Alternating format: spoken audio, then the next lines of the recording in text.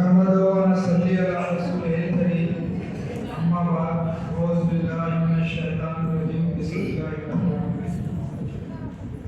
Health education के अरकान, faculties, parents, अजीज तलबा व तालिबात, मैं आप तमाम लोगों का हेल्थ एजुकेशन की तरफ से एमओ अकेडमी के सैयद सुलेमान नदवी हॉल में आपका इस्तकबाल करता हूँ, खैर मक़दम करता हूँ। ये हम लोगों की रिवायत है कि किसी भी अच्छे काम की शुरुआत अल्लाह के हम्दो सना से करते हैं, तो तिलावत कलाम पाक के लिए एमओ अकेडमी की 9B की एक बच्ची मृदा परवीन आपके सामने कलाम पाक पेश करेगी। वो स्टेज पे कर सकते हैं।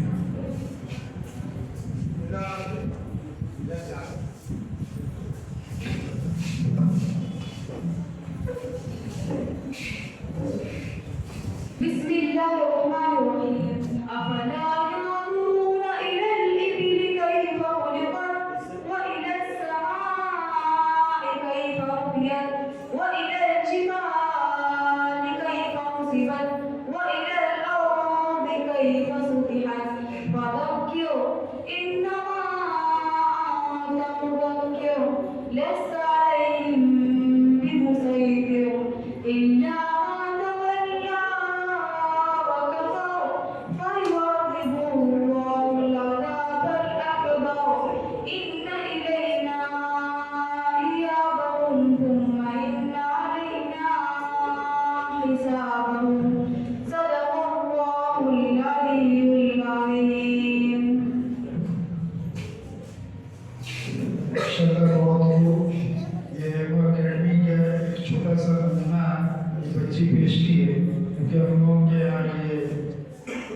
शेड्यूल बना हुआ है कि हम दीनी तालीम, दीनी माहौल के साथ मॉडर्न एजुकेशन देते हैं। लाखों बरस अगर कोई हमदो सना तेरी करे, हो सके न हक अदा तेरा मुश्किल नहीं महाल है। फातिमा वजह ये कुरान शरीफ सिर्फ मुसलमानों की मजहबी किताब नहीं, ये आलम इंसान के लिए हिदायत की किताब है। इसमें दुनिया के तमाम मसाइल का हल है। ये ऐसा नुस्खा कीमिया है कि इस पर अगर हम अमल करें तो हमारी ज़िंदगी दीन और दुनिया दोनों समझ जाएगी। दो लफ्ज़ सीने में बसा लो तो कोई बात बनाए, ताकों में सजाने के लिए कुरान नहीं है। और अब ये प्रोग्राम बाज़ाब्ता तौर पर शुरू हो गया है। अब मैं प्रोग्राम को सुचारू रूप से संचालित करने के लिए संस्था के assistant general secretary Muzaffar Hussain साहब को आवाज़ दे रहा हूँ कि वो माइक पे तशरीफ़ लाएँ। बहुत यंग मैन, एनर्जेटिक हैं। अब आप प्रोग्राम को सुचारू रूप से संचालित करें। बहुत बहुत शुक्रिया जनाब समीर अहमद साहब करने के लिए। अस्सलामु अलैकुम व रहमतुल्लाहि व बरकातहू। मेरा नाम मुज़फ़्फ़र हुसैन है, जैसे कि समीर सर ने बताया। और जो तारीफ उन्होंने की है वो बस बड़ी बड़प्पन है उनका कि मेरे लिए उन्होंने अल्फाज कहे। स्टूडेंट रह चुका इस स्कूल में, तो आप लोगों का ज़्यादा वक्त न लेते हुए मैं कुछ कहना चाहूँगा। दिल से जो बात निकलती है असर रखती है, पर नहीं ताकत परवाज़ मगर रखती है। खिताबत के लिए मैं उस्ताद मोहतरम जनाब साजिद इकबाल साहब से गुजारिश करता हूँ कि वो आए स्टेज पर। जनाब साजिद इकबाल साहब। Management of MO academy members mister Jami Usmani साहब, executive members of health education, trustees of health education, faculties of health education, and other faculties of different elementary schools, dear students and parents. आप लोगों को कुछ आमदेद है इस प्रोग्राम में कि आप लोग अपना कीमती वक्त निकाल कर इस प्रोग्राम को कामयाब बनाने के लिए यहाँ पर प्रेजेंट करें। मेरे को तो सिर्फ आप लोगों का वेलकम करना है, लेकिन चूँकि ये पूरा जो कोर्स चला है कोचिंग क्लास, जिसको मैंने कोऑर्डिनेट किया फैकल्टीज के साथ, समीर के साथ मिलकर, इसलिए थोड़ा सा मैं इसके बारे में थोड़ा सा बात करना चाहता हूँ। बहुत ही अच्छा प्रोग्राम चला है। हम लोग लड़की लोग 10 स्टूडेंट जो है उन लोगों में बहुत इम्प्रूवमेंट हुआ। जैसे हम लोग अभी टेस्ट वगैरह लिया है, रैंक वगैरह हमने डिसाइड किया है टेस्ट के अकॉर्डिंगली, लड़कियों में बहुत इम्प्रूवमेंट हुआ है।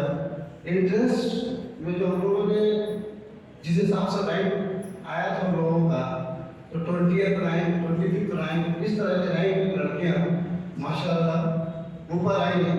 फर्स्ट सेकंड थर्ड वाला जो रैंक में लड़ाई हमारे इंट्रेंस टेस्ट में, तो लड़कियों के लिए जोरदार तालीम।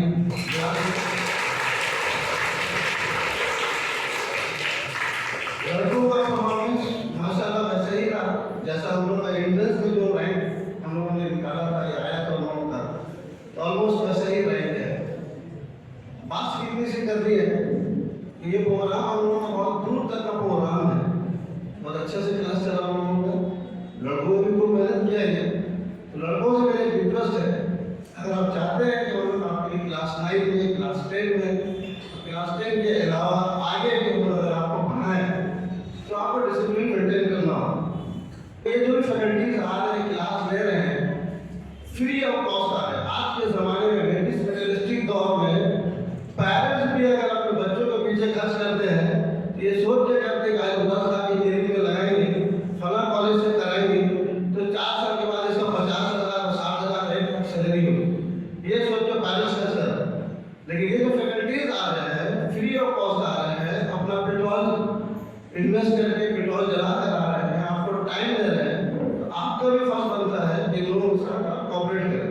ये हम लोग इनको खर्च करने का जज्बा है, हमारे फैकल्टीज का जज्बा है, उनके जज्बे को सलाम और उनको रिस्पेक्ट दिया जाए। बस मैं और अटेंडेंस के बारे में, तो क्लास अटेंडेंस बहुत ही हम लोग इस बात की खुशी हुई है कि हाईएस्ट क्लास का अटेंडेंस जो रहे हमारे लड़की या लड़कों में, वो आउटसाइडर्स के रहे, मतलब जो बाहर से आए, दूर से आए, उन लोगों का अटेंडेंस जो ज़्यादा था, हाईएस्ट लड़कों में भी और लड़कियों में भी।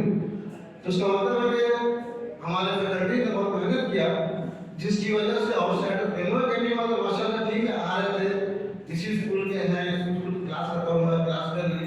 लेकिन अगर कोई बाहर से आया, उसका मतलब है कि उन लोगों को हम लोगों ने कुछ दिया है, जिसकी वजह से वो लोग रेगुलर आए और हाईएस्ट अटेंडेंस होने वाला। इसके साथ ही मैं अपनी बात को खत्म करता हूँ। शुक्रिया। बहुत बहुत शुक्रिया जनाब साजिद इकबाल साहब, जिस तरह उन्होंने तारीफ की है। ये नुक्ता सरगुज़श्ते मिल्लत बैज़ा से है पैदा, ये नुक्ता सरगुज़श्ते मिल्लत बैज़ा से है पैदा कि अक़वाम ज़मीन में एशिया का पासबान। जनाब इरफान तारिक साहब को अस्सलामु अलैकुम वरहमतुल्लाहि वबरकातुहू। मैं इरफान तारिक, सेक्रेटरी ऑर्गेनाइजेशन का, मैं आपके सामने हमारे ऑर्गेनाइजेशन का सेक्रेटरी रिपोर्ट पेश करना चाह रहा हूँ। हमारा जो ऑर्गेनाइजेशन है, इसका इस्टेब्लिशमेंट जो है ये 1999 में हुआ था, जो आप देख सकते हैं हमारे लोगों में भी मैंने तो दिखाया है। और उस वक्त चंद लोग हुआ करते थे इसके बानी में, फिर धीरे धीरे टीम बनती गई और कारवां बढ़ता गया आगे।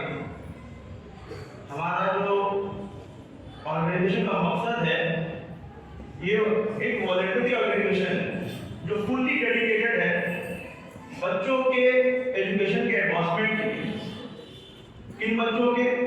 वो बच्चे जो अंडर प्रिविलेज्ड, गरीब हैं, जो आगे नहीं बढ़ सकते, जिनको परेशानी है, फाइनेंशियल प्रॉब्लम होता है। तो ऐसे बच्चों को हम अपने धैर्य रख करके, उनके हालात को देख करके हम कोशिश करते हैं कि किस तरह उनके एजुकेशन में किसी तरह की रुकावट ना आए। तो उसमें हम हमारी टीम हर तरह से आप लोगों की मदद करें। ये ऑर्गेनाइजेशन 2010 में रजिस्टर्ड हुआ था अंडर गवर्नमेंट ऑफ झारखंड। इसमें बहुत सारे काम किए गए हैं। इसमें स्कॉलरशिप जो है ये शुरुआत से ही दिया जाता था, फाइनेंशियल हेल्प किया जाता था बच्चों को जो फाइनेंशियल वीक होते थे। टीचर्स की वर्कशॉप भी हुआ है डिफरेंट स्कूल्स में जा करके। स्टार्टिंग में ही पेरेंट्स काउंसलिंग करती थी अलग अलग स्कूल में जा करके। फिर 2009 के दरमियान से मैट्रिक के जो मेरिट में जो स्टूडेंट्स आते हैं पूरे जमशेदपुर में उन लोगों को अवार्ड दिया जाता था, जो तकरीबन 2009 से 2018 तक दिया गया हर साल। फिर कोविड की वजह से और दूसरी किसी मसले की वजह से उसको डिसकंटिन्यू है अभी, लेकिन इंशाअल्लाह आइंदा हम लोग उसको कोशिश करेंगे इसे कंटिन्यू करेंगे। इसमें हम लोग जो बकाया 2010 के बाद से हेल्थ चेकअप कैंप भी हुआ था हमारी तरफ से, और मुख्तलिफ एजुकेशन प्रोग्राम भी हुआ है स्कूल के बच्चों का टाटा जूलॉजिकल पार्क में। और कोचिंग क्लासेस मैट्रिकुलेशन बच्चों के और बच्चियों दोनों के लिए हम लोगों ने इसका इंतजाम किया था, माशाअल्लाह कामयाब रहा। इसके बाद करियर काउंसलिंग भी हुई है, वो भी प्रोग्राम हुआ था हमारे अकेडमी में ही हुआ था। आप लोगों को बहुत अच्छे तरीके से इसको अंजाम दिया था। उसके बाद एग्जामिनेशन टीम के लिए भी एक प्रोग्राम रखा गया था एमओ अकेडमी में ही। और फिर हर साल हम लोग कोशिश करते हैं कि जो स्कॉलरशिप बच्चे को मिलता है 1 to 10 मतलब कि प्री मैट्रिक और पोस्ट मैट्रिक वाला, तो हमारे सेंट्रलाइज्ड है यहाँ पर पावरगोड़ा में, वहाँ पर से हम लोग उसको ऑर्गेनाइज करते हैं। तो जो प्री मैट्रिक और पोस्ट मैट्रिक वाले बच्चों को किसी तरह की स्कॉलरशिप प्रॉब्लम आती है, उनकी हमारी तरफ से मदद होती है, किस तरह उसको हासिल करने में हम उसको मदद किया जा सके, उनका आसानी किसी तरह की परेशानी नहीं। उसके बाद अभी जो रिजल्ट हम लोगों का चल रहा है, ये क्लास 8 का से कोचिंग चालू किया गया है एक नया विजन के साथ कि हम लोग ये क्लास 8 से जो शुरुआत की है, अगले साल शायद क्लास 8 से क्लास 9 में जाएंगे, उनको भी दोबारा ये कोचिंग दिया जाएगा। उसके बाद जो नए 8 में आएंगे उनको फिर 8 से क्लास शुरू किया जाएगा। तो 8 भी चालू होगा, 9 भी चलता रहेगा और इंशाअल्लाह आगे 10 भी चलता रहेगा। इसके अलावा पेरेंट्स की काउंसलिंग भी बीच में होती रहेगी। और बकाया जो है हमारा सारा जो टीम है हर तरह से जो एफर्ट आप लोगों ने डाल रहा है, उम्मीद है कि आप लोगों का भी इसी तरह कोऑपरेशन रहेगा। अस्सलाम वालेकुम।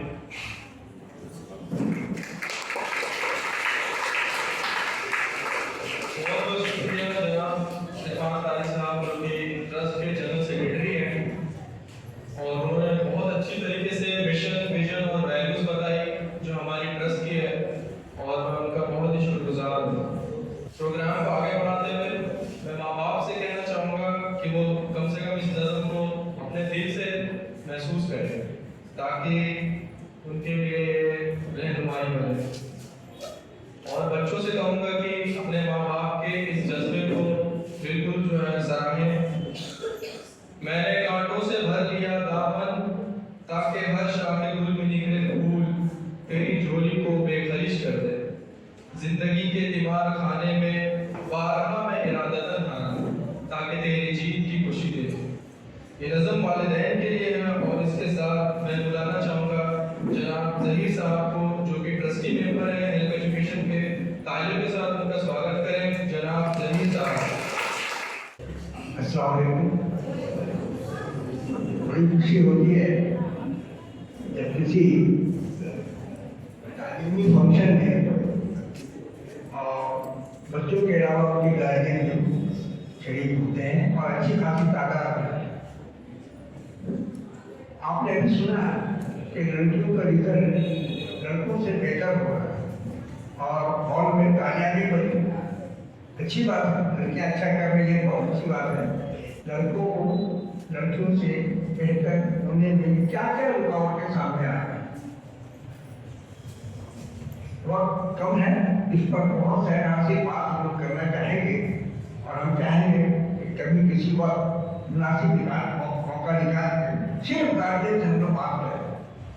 और गार्जियन वाकियों से बात करके कुछ उनकी राय, कुछ अपनी बातें ऐसा करेंगे जिससे हमारा रिजल्ट आए। हमारा मकसद सिर्फ यही नहीं है कि हम लड़कियों को आगे करें या लड़कों को आगे करें, हमारे लिए दोनों बराबर हैं। और ये मुश्किल की बात ये है कि ये कई सालों से, पिछले कई सालों से देखा जा रहा है कि ये कंपटीशन नहीं हो रहा। ऐसा नहीं हो रहा है कि लड़कों के अंदर में एक जोश, जज्बा, एक आग, एक शोला भड़के कि साहब हम क्यों पीछे हैं। उस शोले को भड़काने की जरूरत है।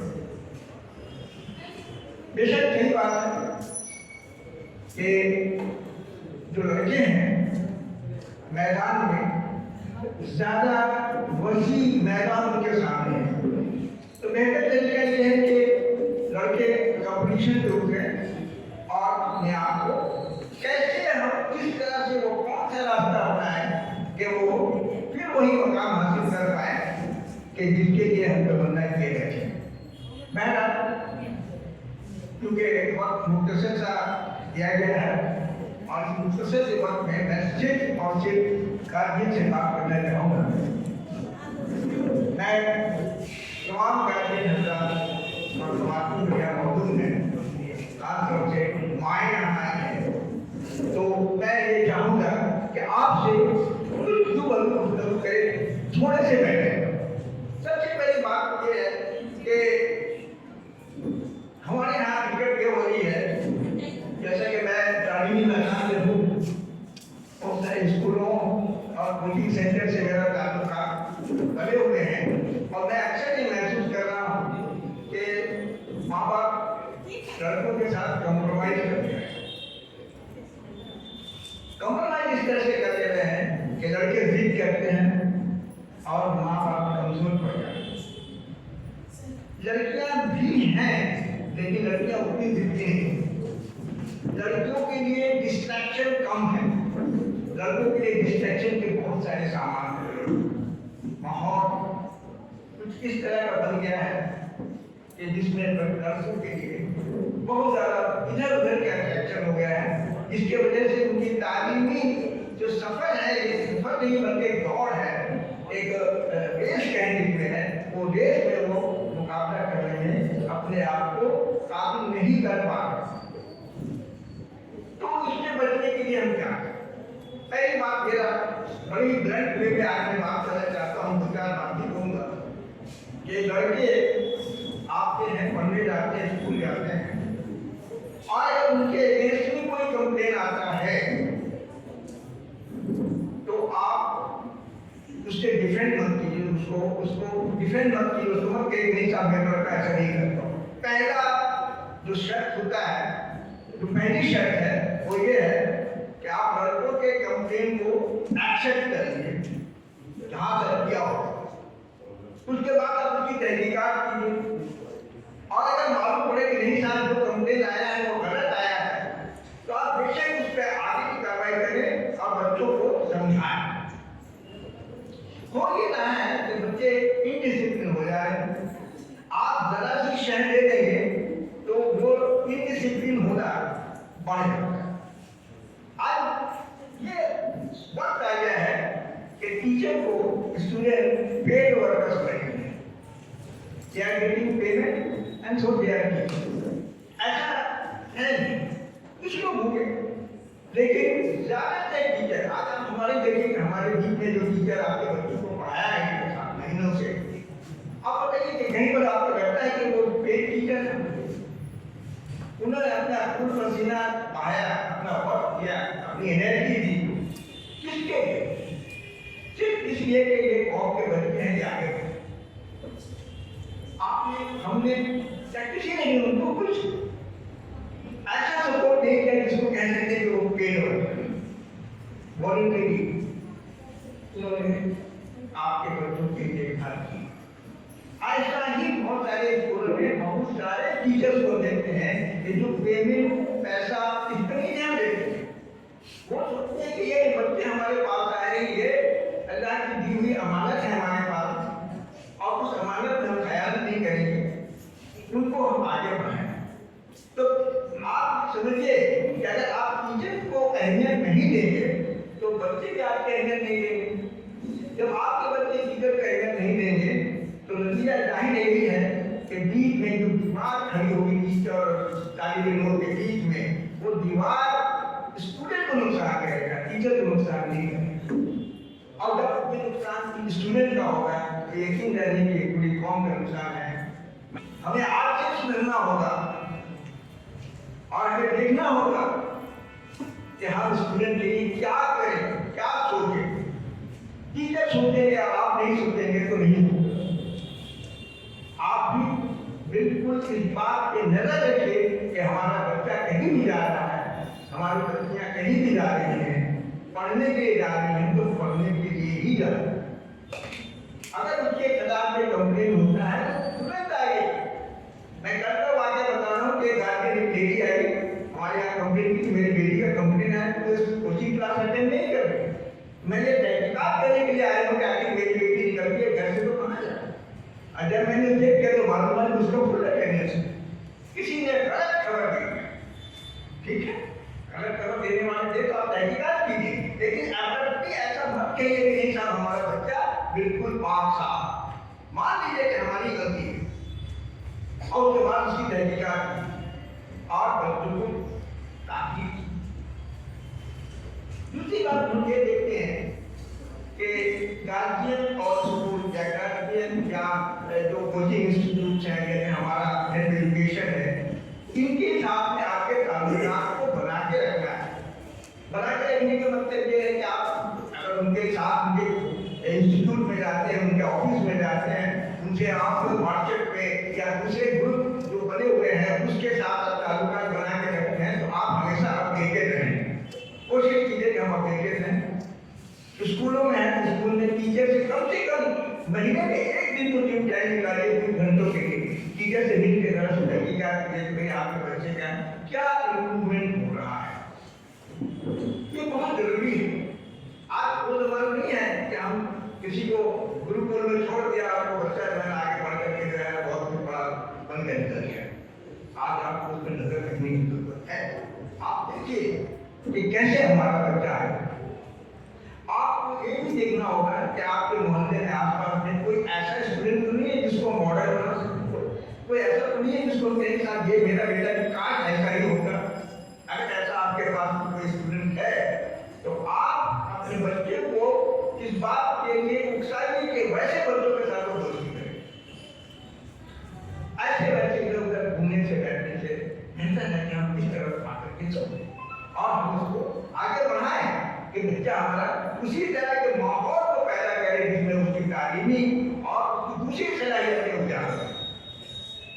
मैं ये बहुत ही हट के आज बात कर रहा हूँ, ये इसलिए बात कर रहा हूँ कि आज हालात ऐसे हैं कि हमें कुछ हट के सोचना होगा। आप घर के अंदर भी जो माहौल बनाए तो आप घर का माहौल ऐसा हो कि लगे कि जैसे कि डिसिप्लिन माहौल में हम मेरा बच्चा रहता है। आप इस डिसिप्लिन को हम लोगों को अपने घर में मेंटेन करना है, खुद भी और बच्चों के लिए। आपसे मैं एक छोटा सा वाक्य बताऊंगा कि हारून रशीद, खलीफा हारून रशीद बहुत बड़े बेरीलुल कदर बादशाह थे। उनके दो बेटे थे और उन दो बेटों को उन्होंने एक उस्ताद के पास छोड़ दिया पढ़ने के लिए, भेज दिया।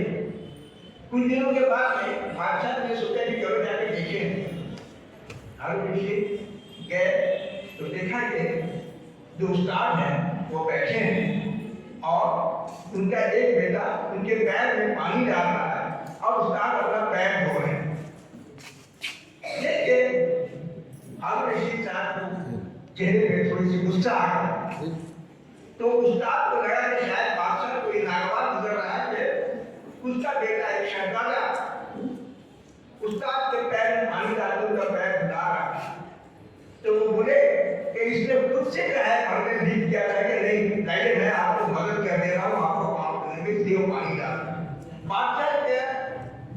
बादशाह के चेहरे पर गुस्सा बहुत ज्यादा आ गया। हारून रशीद ने कहा कि मैं ये इसलिए गुस्से में नहीं हूँ कि मेरा बेटा आपके पैर में पानी डाल रहा है, मैं इसलिए गुस्से में हूँ कि मेरा दूसरा बेटा क्यों खड़ा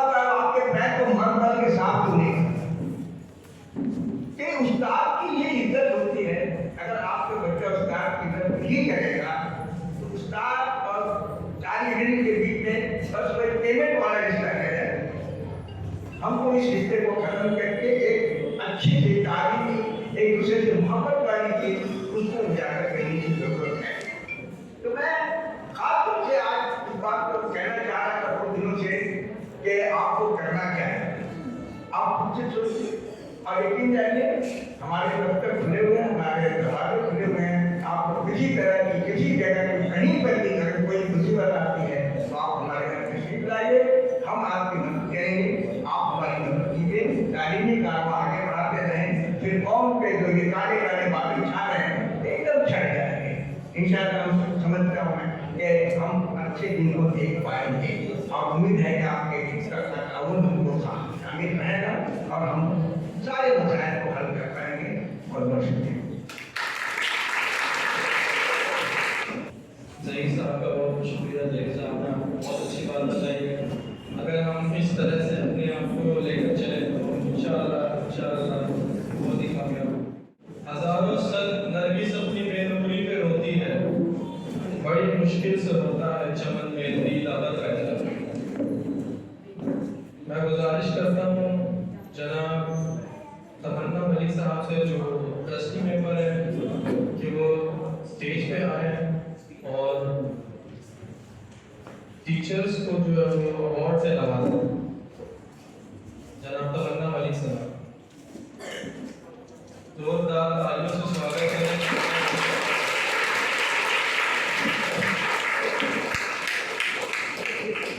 अब मैं गुजारिश करता हूँ कि अपने उस्तादों में से एक फैजान उस्ताद अंसारी साहब स्टेज पर आए और साइंस के ऊपर स्वागत करें।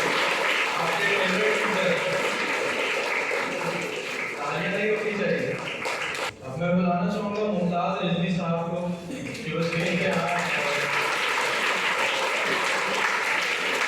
और तालियां बजाते हैं।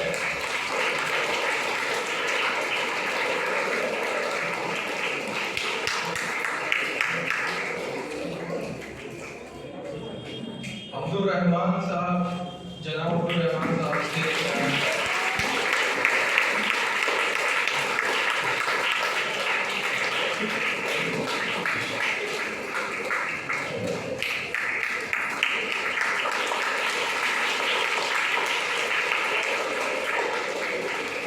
साहब का बहुत बहुत शुक्रिया। अब मैं बुलाना चाहूँगा इस स्कूल के खास जनाब जामी उस्मानी साहब से कि वो स्टेज पे आए और टीचर्स के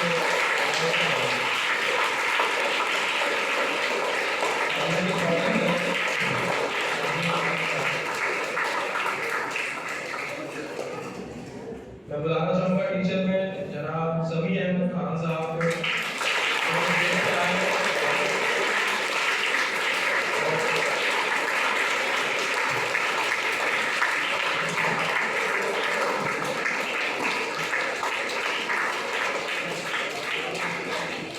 जनाब इरफानुल हक अंसारी साहब की वो स्टेज पे आए और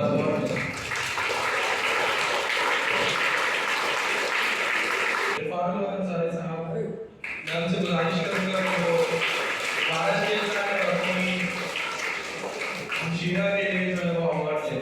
उनकी बहन सना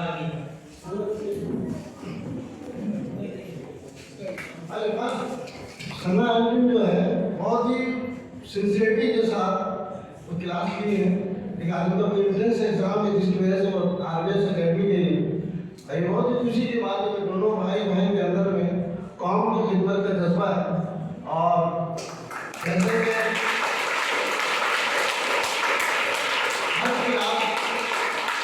हर क्लास से पहले हर दिन मैं जो है टीचर्स से या फिर व्हाट्सएप पर मैसेज डालता था कि आपका क्लास है या फ़ोन करके बोलता था कोई क्लास है। लेकिन सना में ऐसी ही हमारी फैकल्टी है जिनको मैंने एक बार भी फ़ोन नहीं किया लेकिन वो हर दिन वो अपने से आकर वो क्लास की है। उनके लिए मंसूरदार ताल्लुक के साथ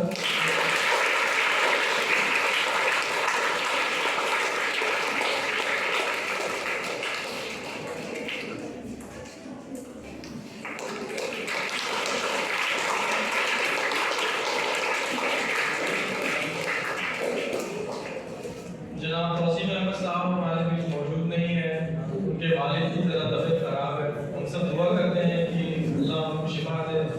तो उनकी बिहाफ में मैं बुलाना चाहूँगा जनाब साजिद इकबाल साहब, उनकी वो आए और अवार्ड ले। जनाब साजिद इकबाल साहब।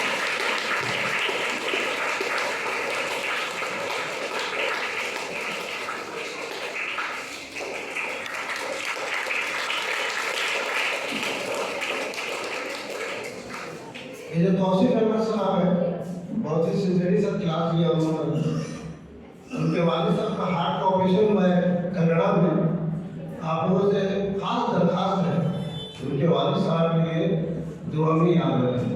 मुज़फ़्फ़र हुसैन साहब यहाँ पे मौजूद नहीं है, तो मैं चाहूँगा कि उनकी जगह फिज़ा सर आए और अवार्ड लें। जनाब फिज़ा सर।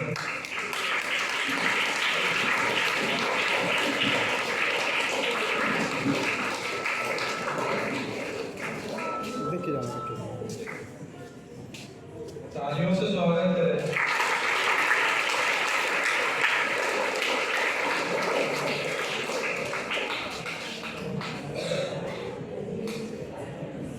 अब इरफान मुमताज साहब को बुलाना चाहूँगा कि वो स्टेज पे आए। मालूम होता है कि इरफान मुमताज साहब के बेटे होते हैं।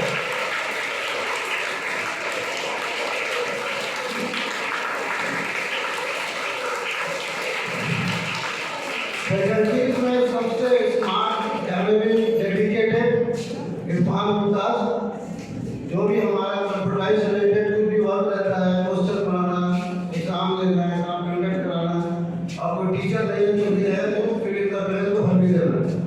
तो जो क्लास तो टीचर नहीं रहते थे तो विद्या में इरफान मुमताज ही आकर क्लास लेते हैं, और इसी जोरदार तालियां भी भरी हुई है।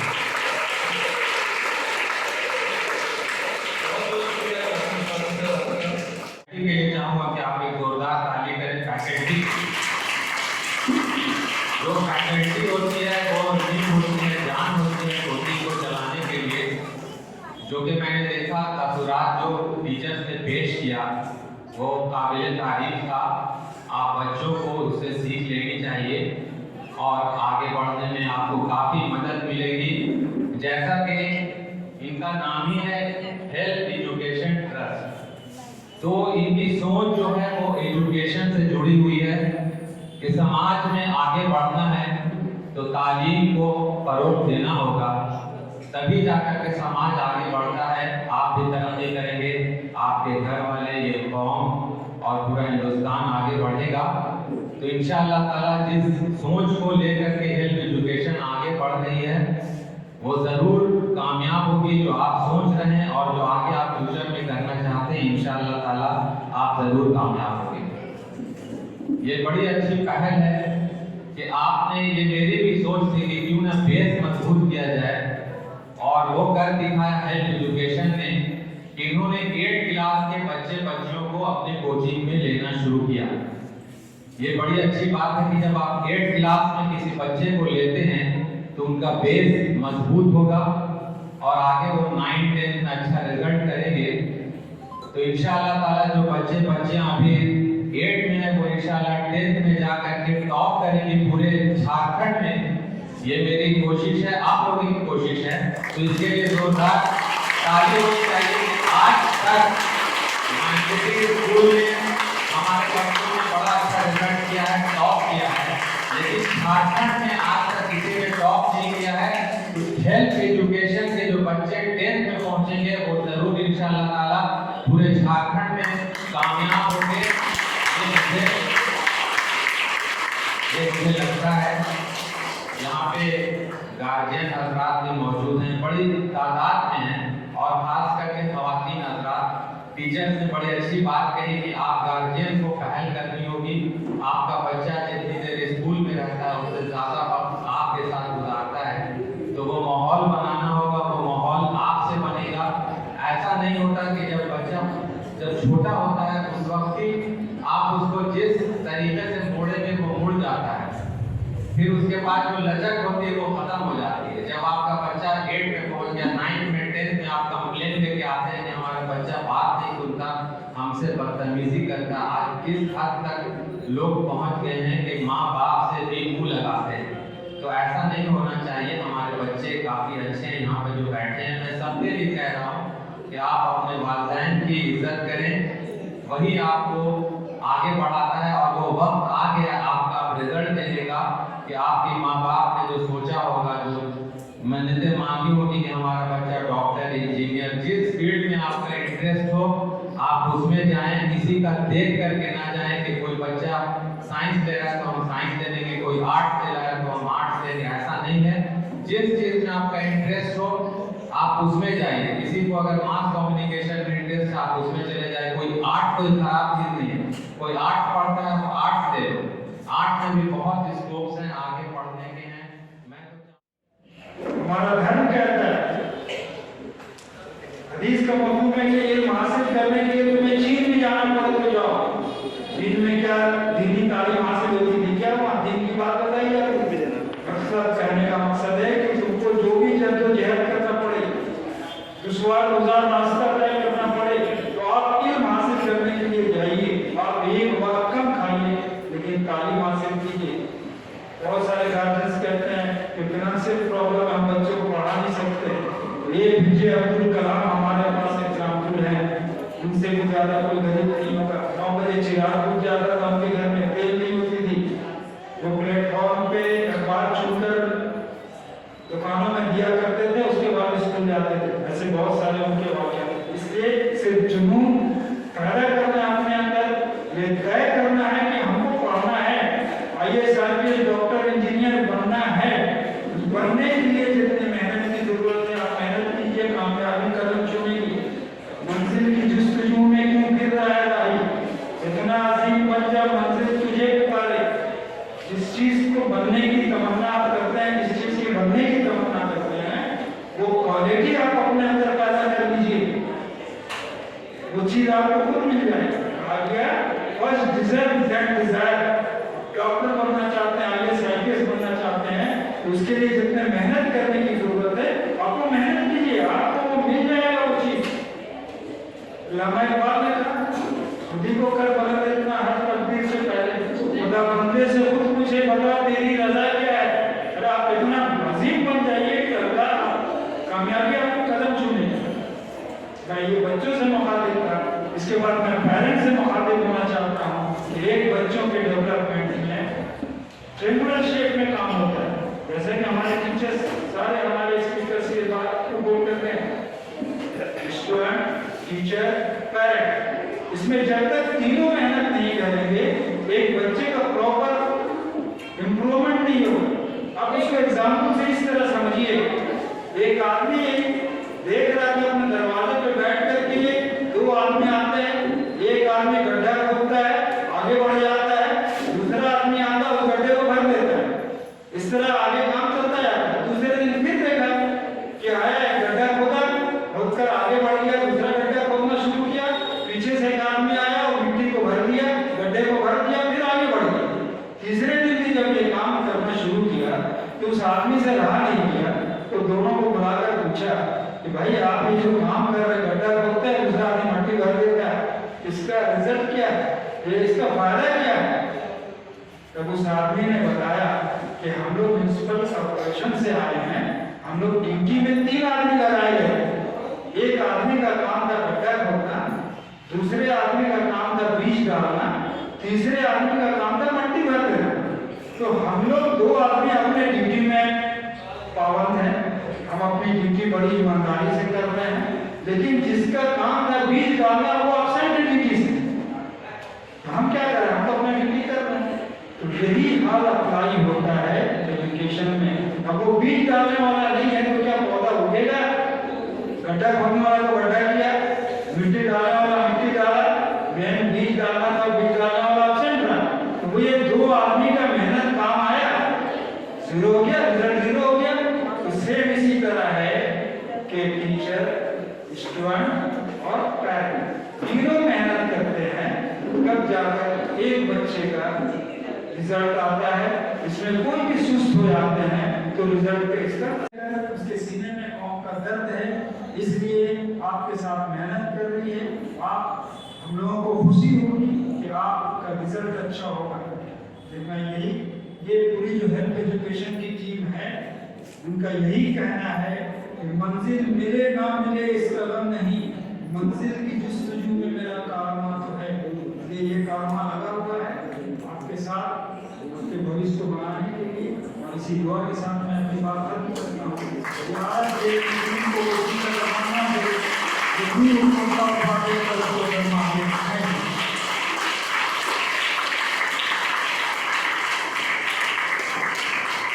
बहुत बहुत शुक्रिया।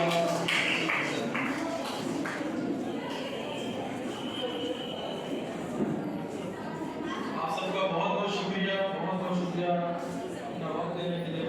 अब मैं आप लोगों के सामने हाईएस्ट अटेंडेंस अवार्ड के लिए बच्चों को बुलाना चाहूँगा स्टेज पे। जो सबसे अच्छे बच्चे हैं जिन्होंने सबसे अच्छा अटेंडेंस दिया है हमारी इस कोचिंग में, मैं अब्दुल रहमान सर को बुलाना चाहूँगा कि वो स्टेज पे आए अवार्ड देने के लिए। और जिस बच्चे ने सबसे अच्छा समझ लें कि 95% जिस बच्चे ने अटेंडेंस दिया है उसका नाम है अब्दुल हई, राष्ट्रपिता गांधी मुस्लिम स्कूल से।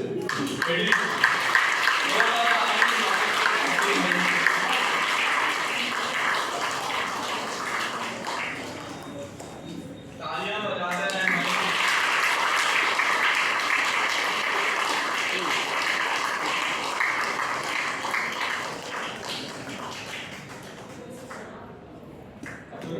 बहुत बहुत शुक्रिया। अब मैं मुख्तार हिंदी सर से गुजारिश करूंगा सर से कि वो आए स्टेज पर और अवार्ड दें सबरीन परवीन कबीरिया मिडिल उर्दू स्कूल से। सबरीन परवीन।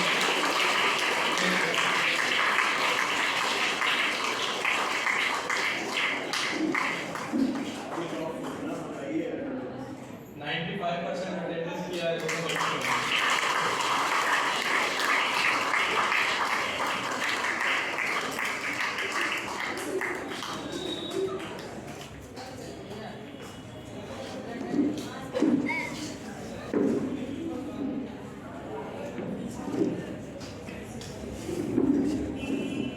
अजमी गुम है तो क्या मैं तो हिजाजी है मेरी, नगमा हिंदी है तो क्या लय तो हिजाजी है मेरी।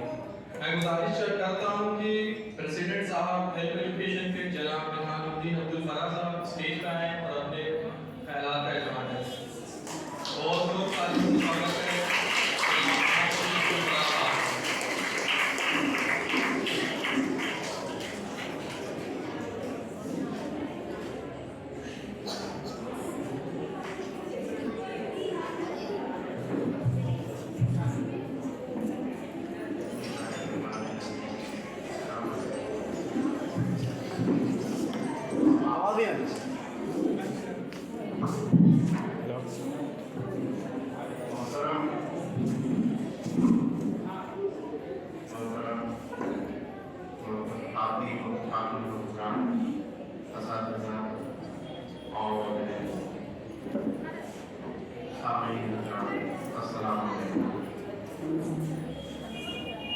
बहुत सारे लोगों ने बहुत सारी बातें की, जामी साहब ने बहुत जामे बातें की और हमारे समी साहब ने भी बहुत कीमती बातों से वादा किया। ये इदारा जो है 99 से काम कर रहा है और हमको इन लोगों ने इस इदारा को कायम किया उनको याद न करें। देखा इस मंजिल तक पहुँचने में हम लोग कामयाब हुए तो उन लोगों का बहुत बड़ा कंट्रीब्यूशन है जिन्होंने इसकी बुनियाद रखी। हर फील्ड में अच्छा करने के लिए सबसे ज़रूरी है एजुकेशन, चाहे वह अपना अखलाकियात हो, सियासत हो, ज़िंदगी के और उतार चढ़ाव हो। अगर हम तालीम का रास्ता करेंगे तो हर फील्ड हमारे लिए आसान हो जाएगा। इसलिए हेल्थ एजुकेशन के जो काम आया है ये सोच इसी सोच के साथ कि हमारे गाँव के जो बच्चे हैं उनके जहन में ये बात कर जाए कि हमको एजुकेशन की फील्ड में भी आगे बढ़ना है। इसके साथ साथ बहुत सारी चीज़ें ज़रूरत की ज़िंदगी में आती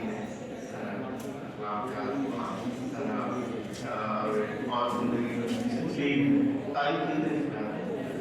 इससे इस तालीम के मैदान में जो चुना गया और इसमें काम करना है आपको के आपकी मांग हमें हासिल है और इंशाअल्लाह आगे इस काम में लगे रहेंगे। दो तीन बातें मैं कहना चाहूँगा।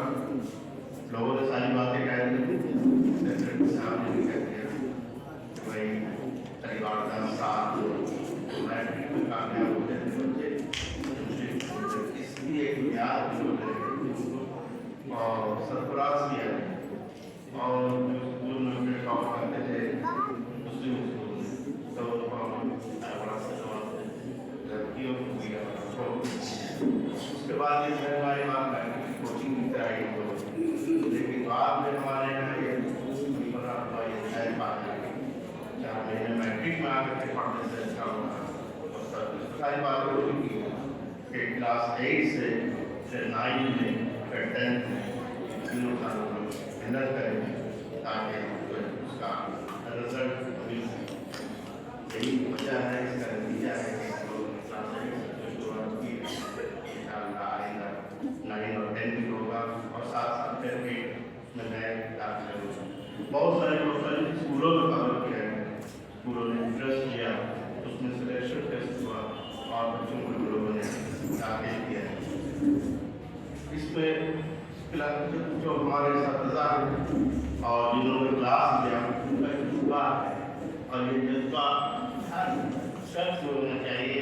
बच्चों को मैं कहूँ कि आप इनमें जज्बा होना चाहिए कि जब हम इस लायक हो सके कि किसी को कुछ दे सके तो तालीम कायम करें, चाहे आप कितने कामयाब हो जाए, कोई भी पोस्ट में चले जाए, लेकिन जहन में रहे कि हम भी इस फील्ड में काम करें ताकि ये हमारा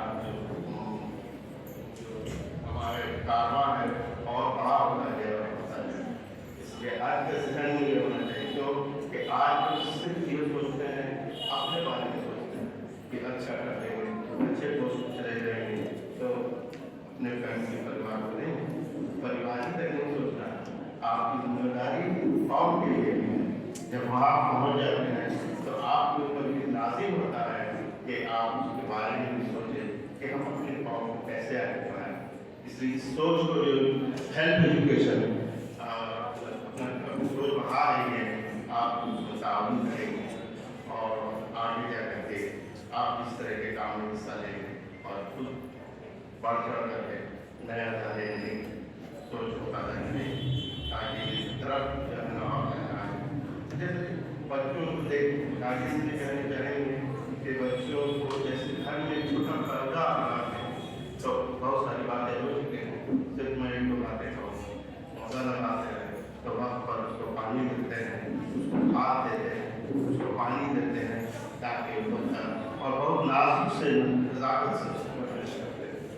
इसी तरह से ये बच्चे हैं आपके सब दौलत यही है, आपकी प्रॉपर्टी है।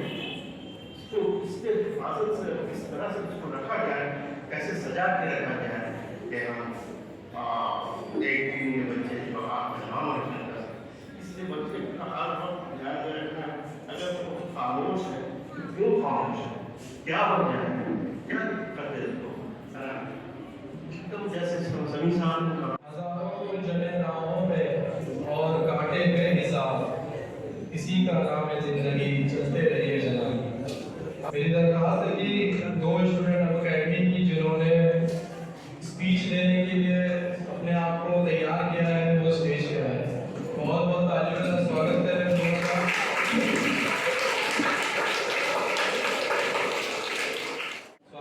स्वागत करें तालियों के साथ।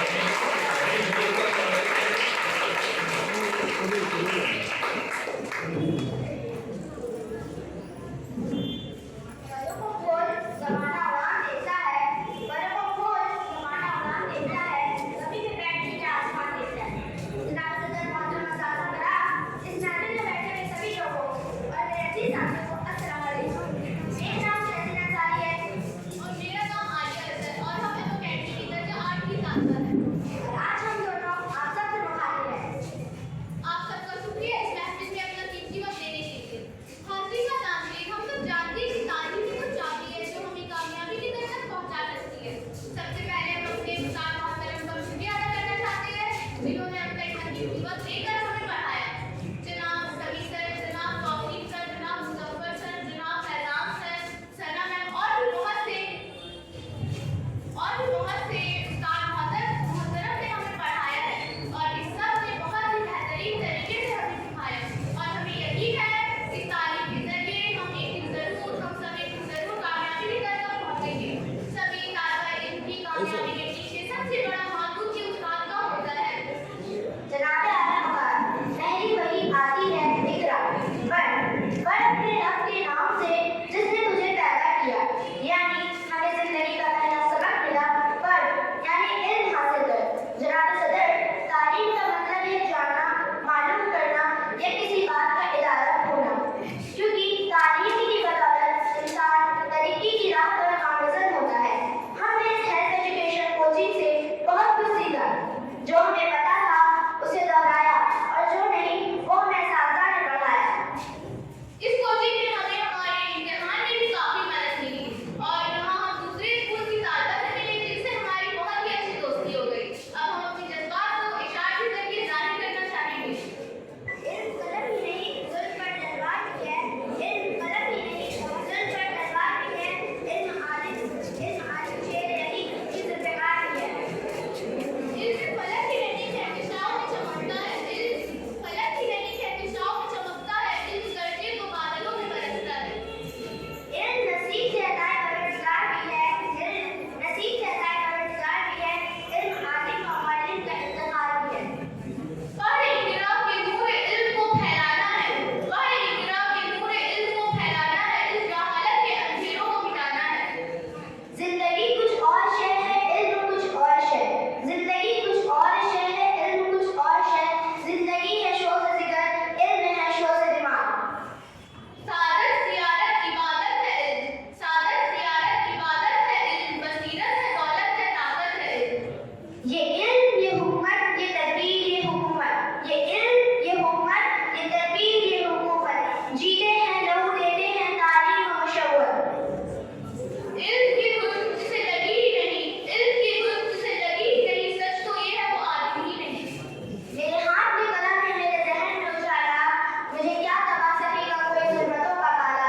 मुझे फिक्र है तेरे आलिम, तुझे अपने साथ कर डर, मैं तुलू हो रही हूँ, तू गुलू होने वाला। इल्म ही से इंसान इंसान है, इल्म ही से इंसान इंसान है, जो इल्म ना सीखे वो हैवान है।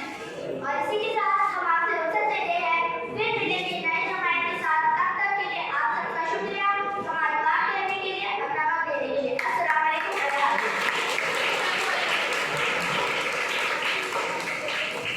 वालेकुम अस्सलाम। बहुत शुक्रिया, बहुत ही अच्छी तरीके से आप लोगों ने स्पीच की। सबक फिर पढ़, सदाकत का, अदालत का, शुजाअत, लिया जाएगा तुझसे काम, दुनिया की इमामत। मैं चाहूँगा कि टीचर्स में से फैकल्टी मेंबर्स जो हमारे हैं, टीचर्स हैं, वो अपने स्टेज पे आए और अपने तासुरात का इस्तेमाल करें। जनाब, मैं चाहूँगा कि वो स्टेज में आए और अपने तासुरात का इजहार करें। बहुत बहुत शुक्रिया, तालियों के साथ स्वागत करें।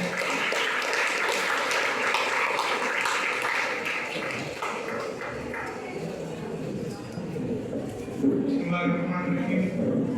शुरू अल्लाह के नाम से निहायत मेहरबान और रहम फरमाने वाला है और हम तमाम लोगों को पालने वाला है। ये फीडबैक देना है मुझे इस हेल्थ एजुकेशन ट्रस्ट और एमओ अकेडमी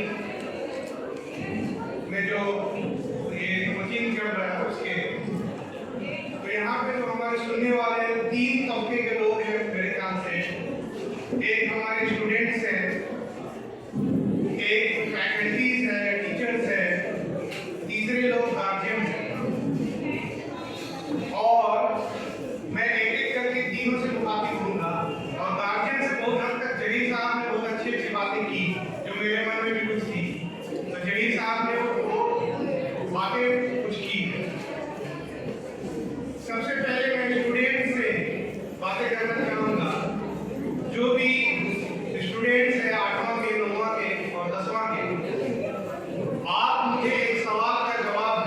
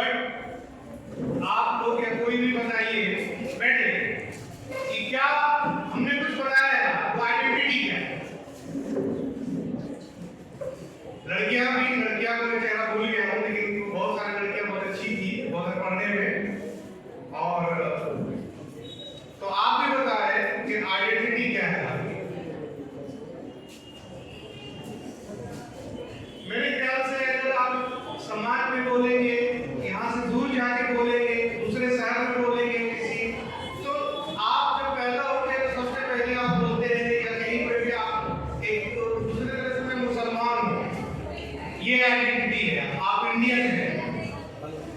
तो अगर आप यहाँ पैदा हुए हैं तो आप सबसे दूसरे दुनिया में आपको इंट्रोड्यूस करेंगे तो आप एक मुसलमान हैं। ये मेरे लिहाज से आपकी सबसे बड़ी आइडेंटिटी है, आपकी पहचान है। आप भारतीय बाद में, आप मुसलमान पहले हैं। और मैं फिर ये कहना चाहता हूँ आपको कि आप पूरे दुनिया में मुसलमानों की हालत को देखिए। मैं आपको मोटिवेट कर रहा हूँ, सोर्स ऑफ इंस्पिरेशन देना चाहता हूँ कि क्यों आप करें कुछ, तो आप हालत देखिए।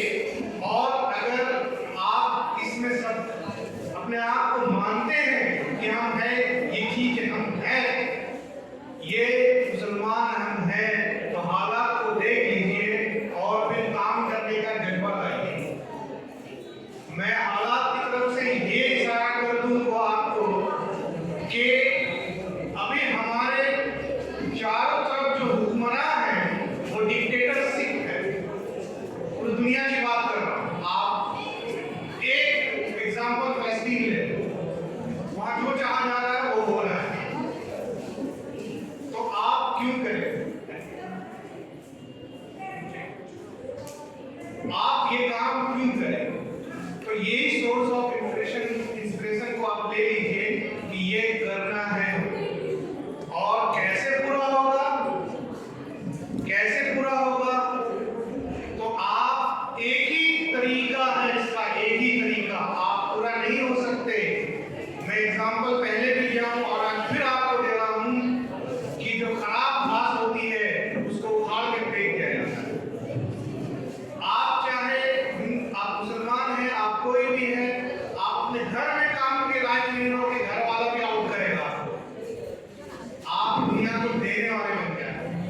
आप जिस दिन देने वाले बन गए दुनिया को, आपकी इज्जत होगी और आपको ना चाहते हुए कोई भी कुछ नहीं कर पाएगा।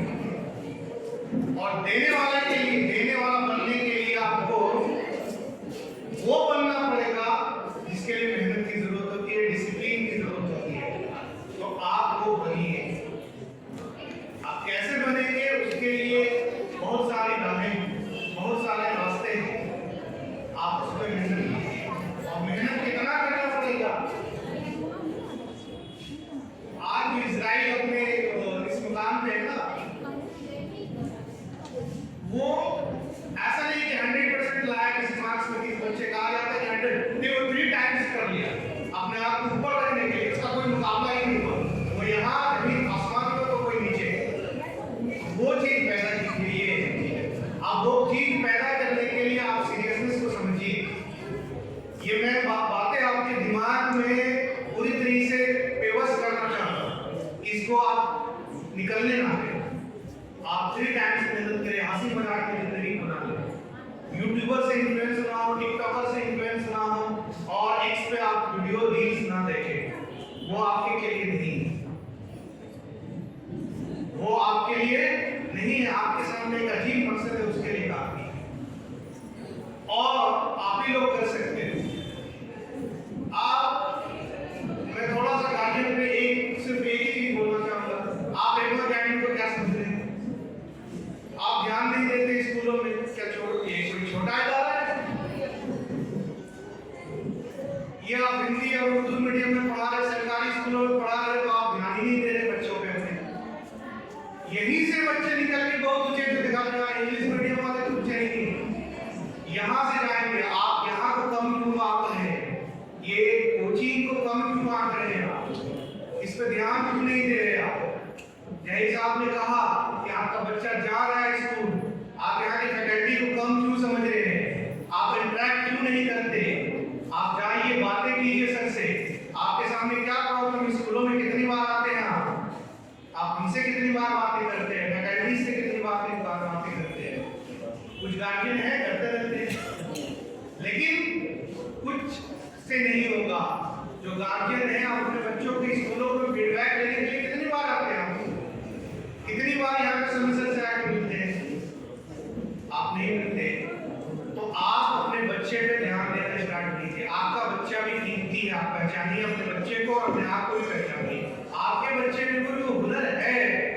और बच्चे आप भी पहचानिए कि आपके अंदर भी वो चीजें है। जरूरत है बस एक्सप्लोर करने के लिए, जरूरत है चलने के लिए। तो आप जाइए, बातें कीजिए, इंटरेक्ट, बात करने से ही बात बनती है। आपने ऐड देखा होगा, वो ऐड फालतू में नहीं है। आप जाइए, बातें कीजिए टीचरों से, स्कूलों में आइए, तभी कुछ होगा। और ध्यान देना चाहिए, बच्चों पे ध्यान दीजिए, कहाँ जा रहा है, किससे मिल रहा है। और बहुत सही बात कही रेड साहब ने कि आप मतलब जाते हैं, आप गलती का एक्सेप्ट नहीं करते। आप ऐसे हजारों केस हमारे सामने भी आ रहे हैं। अभी हम डिसिप्लिन का कुछ वाकया हुआ, उस टीम में मैं था अभी, तो हम फेस करने को हमको मिला, मेरा बच्चा कुछ नहीं किया, आप क्या 24,000 कमाने वाले 25,000 कमाने वाले आप क्या करें। गार्जियन की ऐसे बातें होती है और बच्चे में नहीं देख रहे। और एक मैं खुल के बात करना चाहूँ, अपने बच्चे को नशे से बचाएं। नशा एक प्रॉब्लम है यहाँ के आसपास के सोसाइटी का।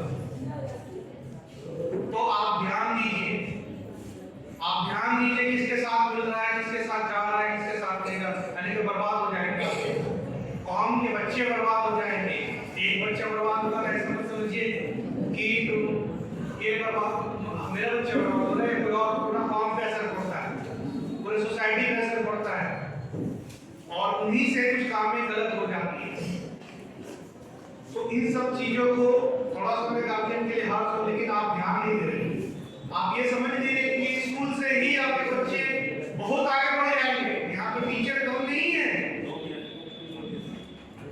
लेकिन आप उनको अहमियत नहीं दे रहे, आप उनको समझ नहीं रहे। या बच्चे भी आप अपने बात टीचर्स की बातों को मान नहीं रहे। कितने बच्चे हैं इसमें जो हम पढ़ाते हैं यहाँ करके और कुछ सुनते हैं या कुछ अपने बातों में मगन रहते हैं। क्यों मगन है आपको देने के लिए मेरे पास भी बहुत कुछ है, या सारे फैकल्टीज के पास बहुत कुछ है, आप मांगिए तो सही।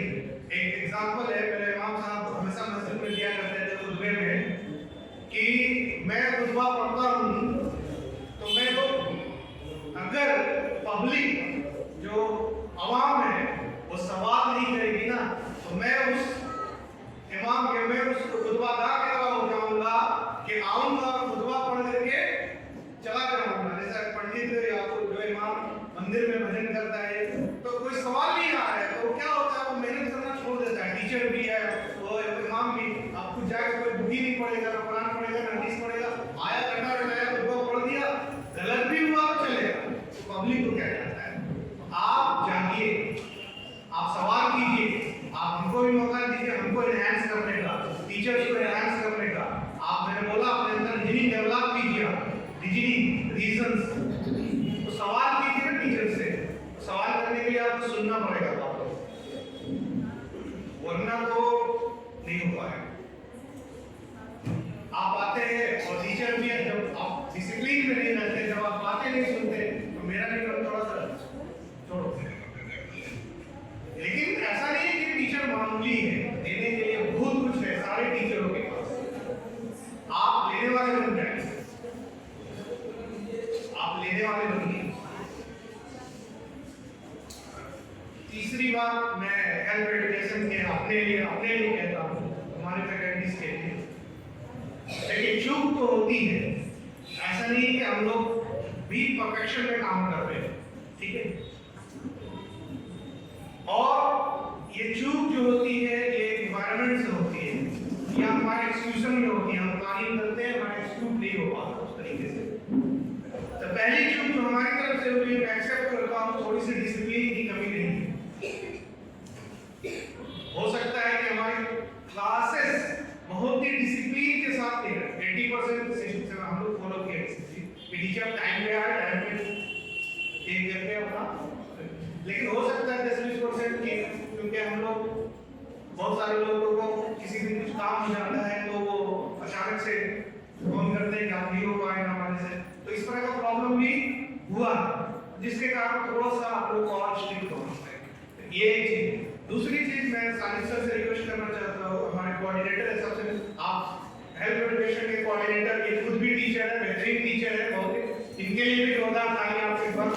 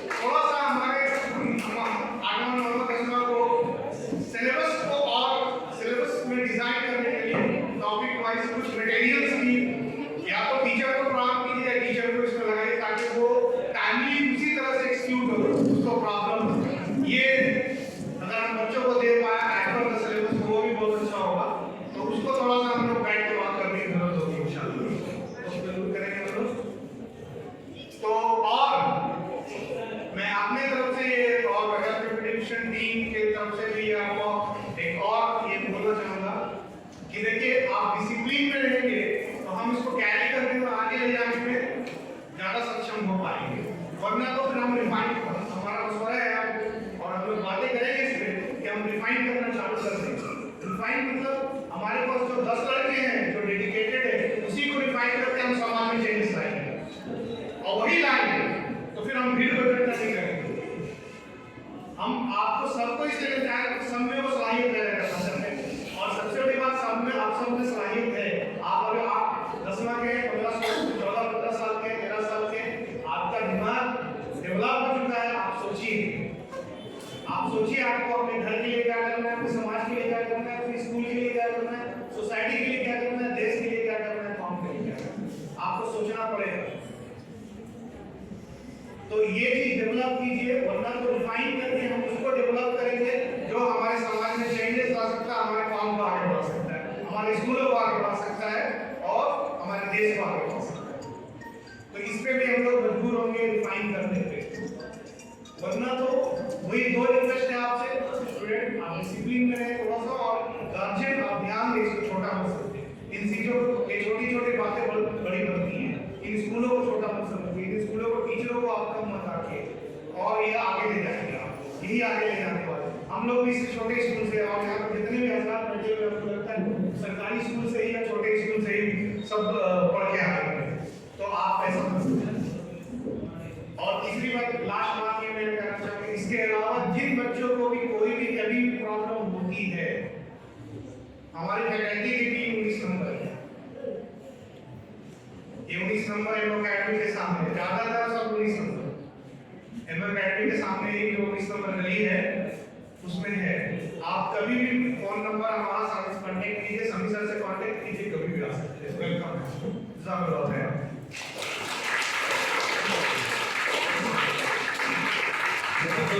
आपका बहुत बहुत शुक्रिया।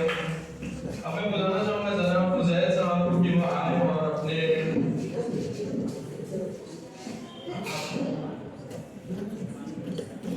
जनाब इरफानुल हक अंसारी साहब कि वो आए और अपने तासुरात का इज़हार करें और मैं गुजारिश करूँगा उनसे कि वो 2 मिनट पर अपनी बात को खत्म कर दें। वक्त की किल्लत की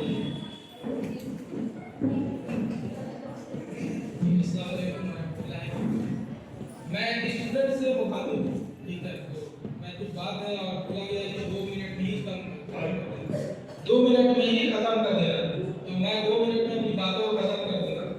देखो स्टूडेंट लोग, आप लोग से मैं मुखातिब हूँ, आपको कामयाब होने से कोई नहीं रोक सकता। अगर 3 स्ट्रैटेजी मैं बता रहा हूँ उसको आप अगर फॉलो कर लोगे, सबसे पहला चीज़ है डिसिप्लिन। अगर आप सोच रहे हो कि सुबह 4:30 बजे उठना है और उस पर अड़ दो कि हमको 4:30 बजे उठना है, उसको कभी डिले मत करो। अगर 12 बजे खाना खाना है, अगर ये सोच लो कि हमको 12 बजे खाना खाना है और उस पर अड़ दो, अगर 12 बजे आप खाना नहीं खा पाते हो तो अगर उस दिन का खाना मत खाओ, नेक्स्ट डे खाना, ठीक है। अगर आप पढ़ाई के लिए आप सोच रहे हो कि 8 बजे से लेकर 10 बजे तक अगर आपको उस डिसिप्लिन को फॉलो करना है तो 2 घंटा आप रेगुलर पढ़ो, तो इस डिसिप्लिन को फॉलो करो। दूसरा चीज होता है, एक होता है focus.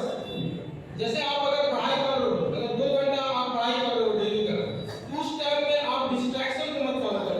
While you are studying, do not open mobile को आप ओपन नहीं करोगे। पढ़ाई करना है तो सिर्फ पढ़ाई पे फोकस करिए, उस टाइम में कोई भी डिस्ट्रैक्शन आपके पास नहीं होनी चाहिए, ठीक है। तो फोकस इज वेरी इंपॉर्टेंट। जैसे हम लोग नमाज पढ़ते हैं तो नमाज जो है सबसे बड़ा चीज हमको सिखाता है फोकस। अगर आप जितना फोकस से नमाज पढ़ोगे उतना ज्यादा आप अल्लाह से कनेक्ट हो पाओगे। तो नमाज एक बहुत बड़ा जरिया है हमको फोकस क्रिएट करने का। नमाज के मतलब क्या होता है? सलात जिसको बोलते हैं, मतलब कि दुनिया से कट के अल्लाह की तरफ ध्यान रखना। तो वो एक हैबिट सिखाता है, फोकस का हैबिट। तो उस हैबिट को अपनाना है और आपको पढ़ाई पे भी फोकस करना है। उस टाइम में किसी तरह का कोई ख्याल नहीं आना चाहिए, ओवर थिंकिंग नहीं आना चाहिए, ठीक है। तो कोई डिस्ट्रैक्शन नहीं होना चाहिए। अगर कोई काम बोलता है तो सेल्फिश बनो उस टाइम, बोलो अभी 2 घंटा का मैं पढ़ाई है, अभी कोई काम नहीं होगा, अभी कुछ नहीं करना है, हमको अभी अपने पे वक्त देना है। तो ये फोकस पे काम करो। तो पहला चीज क्या हुआ? डिसिप्लिन। दूसरा चीज क्या हुआ? फोकस।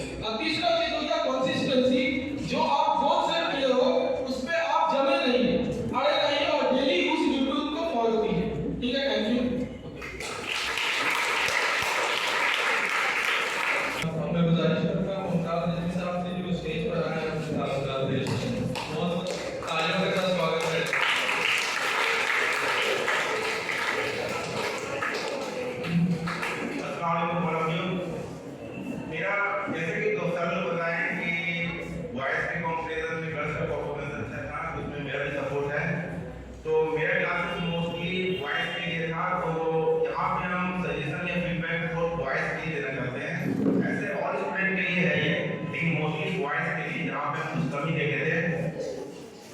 तो जनरली मेरा सजेशन गार्जियंस को है, ना कि स्टूडेंट को।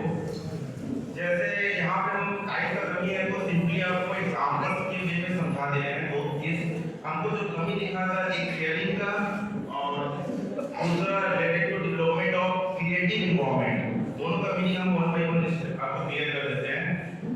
पहला था केयरिंग का, इसके लिए हम आपको एग्जांपल देते हैं। जैसे कि हम लोग सब कुछ नोन है प्लांटेशन से, जो पेड़ को उगाने का, इसके रिलेटेड हम एग्जांपल देते हैं। जैसे कि किसी एक पेड़ को उगाने के लिए, मैच्योर बनाने के लिए हम लोग क्या करते हैं, सबसे पहले बीज बोते हैं, उसके बाद उसको केयरिंग करते हैं up to 4 month 5 month 6 month, जब तक उसमें अच्छा से स्ट्रेंथ ना आ जाए, उसके बाद उसका फल को हम लोग खाते हैं। ठीक है, तो सेम ये प्रोसेस आप अपने बच्चे पे भी इंप्लीमेंट कर सकते हैं, ये करना चाहिए आपको। क्योंकि अगर हम अपने बच्चे को केयरिंग नहीं करेंगे तो वो कभी सही रास्ते पे नहीं जाएगा और उससे फिर हम अच्छा एक्सेप्ट गेन नहीं कर सकते, अच्छा चीज पाने को गेन नहीं कर सकते। और हम लोग यहाँ पे मिस्टेक करते हैं और बाद में बोलते हैं कि मेरा बच्चा ऐसा निकला, पढ़ाई नहीं किया, जॉब नहीं कर रहा है, ये नहीं कर रहा, वो नहीं कर रहा।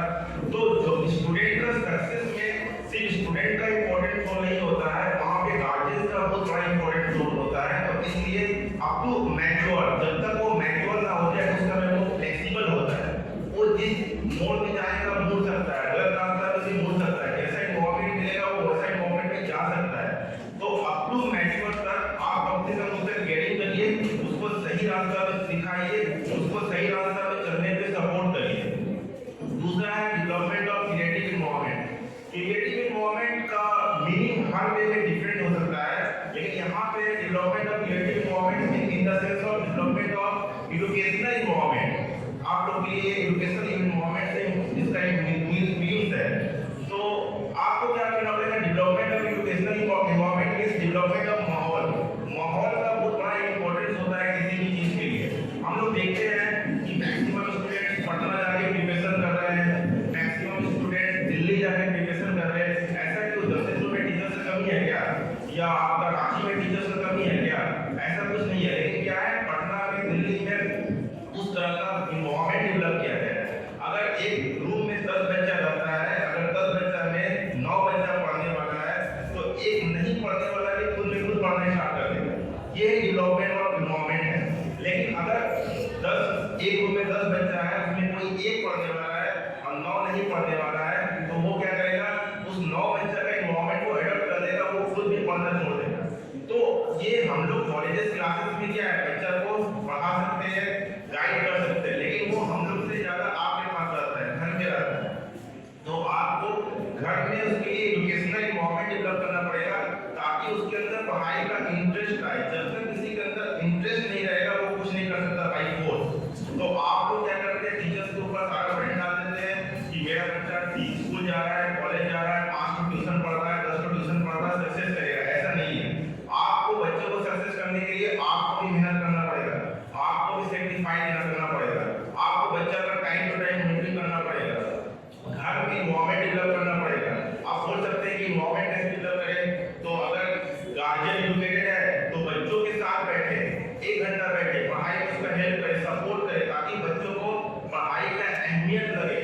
जब तक उसमें पढ़ाई का अहमियत समझ में नहीं आएगा वो आगे नहीं बढ़ेगा, क्योंकि वो सारा बच्चा अनमैच्योर्ड है अप टू 14-15 ईयर्स तक। तो वहाँ पे आप जैसा इन्वॉल्वमेंट डेवलप करिएगा वैसे ही बच्चों में इंटरेस्ट आएगा, वैसे ही बच्चों में समझ आएगा। अगर अनएजुकेटेड गार्जियंस है तो उसके लिए कोई प्रॉब्लम नहीं है। कम से कम आप बच्चों जब पढ़ रहे हैं उसके साथ आधा घंटा बैठे टाइम स्पेंड करें, ताकि बच्चा को भी लगे गार्जियन मेरे साथ पढ़ाई में बैठा हुआ है, कम से कम वो इसका तो जरूर कुछ इंपॉर्टेंस है तभी बैठा हुआ है। तो ये दो चीज का बहुत ही नीड्स है for the success of any student. तो यहाँ पे आपका भी इंपॉर्टेंट रोल है। हम लोग देखते हैं कि जो बच्चे अच्छा कॉलेज में पढ़ रहे हैं, स्कूल में पढ़ रहे हैं, जैसे जिनमें विद्यालय हो गया, लोहिया हो गया, तारापुर हो गया, हम लोग बोल देते हैं कि बच्चा अच्छा स्कूल में पढ़ रहा है इसलिए सक्सेस कर रहा है। ये नहीं देखते हैं कि उसका गार्जियन के पीछे कितना मेहनत कर रहा है। लेकिन वो स्कूल में जो बच्चे पढ़ते हैं उसके गार्जियन एजुकेटेड होते हैं, वो हर चीज को समझते हैं, पढ़ाई का वैल्यू समझते हैं, तो इसलिए वो मेहनत करते हैं। क्योंकि हम लोग को दिखता नहीं है और हम लोग सारा चीज स्कूल पे डाल देते हैं कि ये स्कूल का मेहनत था, स्कूल सक्सेस किया है इसको। तो सक्सेस में गार्जियन का बहुत इंपॉर्टेंट रोल होता है। जब तक आप सेक्रीफाई नहीं करिएगा एक्सेप्ट नहीं कर सकते, एक्सपेक्ट नहीं कर सकते कि वो बच्चा हमको कुछ अच्छा दे, मेरा अहमियत रखे, हमको उससे कुछ बेनिफिट मिले, ठीक है। तो यहाँ पे गार्जियन का इम्पोर्टेंट रोल है, तो अपना रोल को आप लोग अदा करिए। ऐसा नहीं कि उसको वेस्ट करें टाइम, हम मोबाइल लेके वेस्ट कर रहे टाइम, घूम के वेस्ट कर रहे टाइम, इधर उधर बात करके टाइम वेस्ट कर रहे हैं। तो हर टाइम को आप यूटिलाइज करिए जो करना है आपको, लेकिन बच्चों के लिए कम से कम पर डे 1 आवर टाइम निकालिए, जिसमें आप बच्चों के साथ बैठिए, वो पढ़ रहा है उसको देखिए,